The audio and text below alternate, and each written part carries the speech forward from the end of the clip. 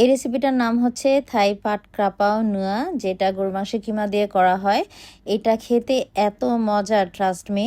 যারা কিনা Thai food খেতে পছন্দ করেন না, তারাও যদি এটা একবার খান, তারাও কিন্তু এটার প্রেমে পড়ে যাবেন। এটা খেতে এত মজার আর বানাতেও এত সহজ। বিভিন্ন থাই রেস্টুরেন্টগুলোতে খুবই পপুলার এই রেসিপিটা।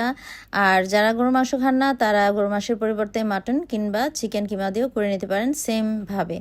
কড়াইতে আমি খুবই সামান্য পরিমাণ তেল দিয়ে দিলাম। এটা রান্না করতে তেলের পরিমাণটা খুবই কম দিতে হয়। এখানে 7-8 কোয়া রসুন, 5-6টা লাল মরিচ আর ধনিয়া পাতার শিকড় বা ধনিয়া পাতার স্টিম বা ডগাটা আর কি একসাথে আমি থেতো করে নিয়েছি। তো বেশ ভালোভাবে নাড়াচাড়া করে মিশিয়ে দিলাম। সামান্য একটু পানি দিয়ে দিলাম যেন নিচে থেকে ধরে না যায়। আর চুলার আঁচটা আমি মিডিয়াম হাইতে রেখেছি। তো রসুন মরিচগুলোকে বেশ ভালোভাবে কিন্তু আমি নাড়াচাড়া করে ভেজে নিয়েছি। এরপর আমি বিফ কিমাটা দিয়ে দিলাম। এখানে প্রায় 400 গ্রামের মতো বিফ কিমা দিয়েছি। চুলার আঁচটা এই পর্যায়ে এসে আমি একেবারে হাই করে দিয়েছি। আর এখন দিয়ে দিলাম ফিশ সস, সামান্য পরিমাণে দিয়েছি ওয়েস্টার সস, দিয়ে দিলাম কিকোমেনের সয়া সস আর 1/4 চা চামচের মতো দিয়েছি চিনি আর খুবই সামান্য পরিমাণ দিয়েছি এমএসজি। এখন সব কিছু একসাথে বেশ ভালোভাবে নাড়াচাড়া করে চুলার আঁচটা হাইতে রেখে আমি নাড়াচাড়া করে বিফ কিমাটাকে ভেজে নেব। আপনারা দেখতেই পাচ্ছেন আর কিমা থেকে কিছুটা তেল রিলিজ হচ্ছে, যেহেতু বিফ কিমার মধ্যে কিছুটা ফ্যাট ছিল। আর এটার কারণেই কিন্তু এটা খেতে বেশি মজা লাগে।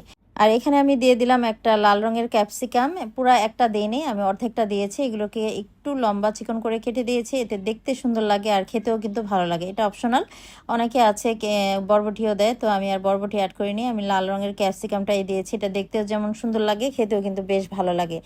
চাইলে এখানে সবুজ রঙের ক্যাপসিকামও দেওয়া যেতে পারতো, তাহলে আরও কালারফুল লাগতো দেখতে। তো আমার ঘরে সবুজ রঙের ক্যাপসিকামটা ছিল না।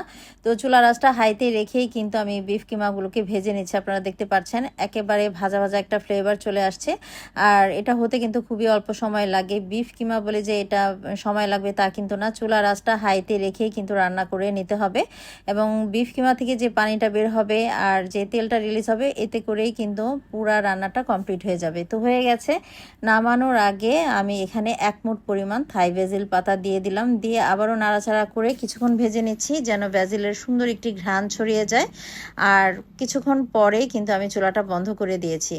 তো এই হলো ফাইনাল লুক। এটা গরম গরম সাদা জেসমিন রাইসের সাথে থাই রেস্টুরেন্টগুলোতে সার্ভ করে থাকে। আপনি এখানে চাইলে কিন্তু একটা ডিম পোস্ট দিয়েও খেতে পারেন। দারুণ সুস্বাদু একটা খাবার। রেসিপিটা অবশ্যই আপনার টাইমলাইনে শেয়ার করে রাখতে পারেন। যখনই বানাবেন রেসিপিটা দেখে নিয়ে বানিয়ে ফেলবেন। আর ভালো লাগলে অবশ্যই একটি লাইক, কমেন্ট, শেয়ার করে দিবেন। তো সবাই ভালো থাকবেন। পরবর্তী রেসিপিতে আবার দেখা হবে। আল্লাহ হাফিজ।